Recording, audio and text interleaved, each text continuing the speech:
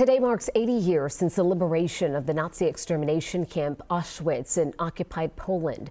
At least 1 million people, mostly Jews, were killed there as the camp became a symbol of the Holocaust. Today, some of the few remaining survivors of Auschwitz gathered at the site of the camp to reflect on this Holocaust Remembrance Day.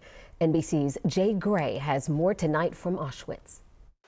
80 years after walking from this death camp.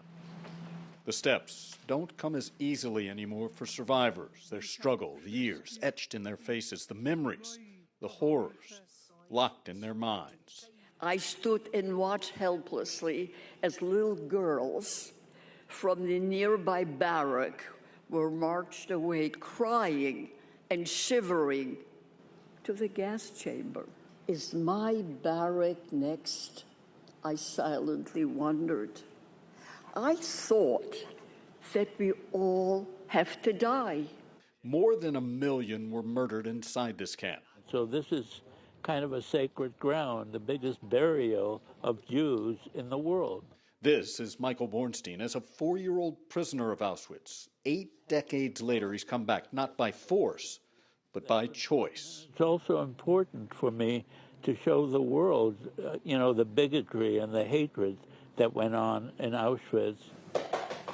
It's a mission shared by preservationists and scientists inside this high-tech lab. A restricted area of the camp where cameras are rarely allowed. Thousands of items cataloged, stored in climate-controlled rooms. Still, with all of the work and the words of the survivors, the story of Auschwitz will never really be complete. Because there is this darkness that will never be told, because most of the people who were deported to Auschwitz did not survive this place. They were murdered. Most of them never became prisoners of the concentration camp. They were murdered immediately after arrival in gas chambers. This place, part memorial, part museum, dedicated to their memory. Jay Gray, NBC News, Auschwitz.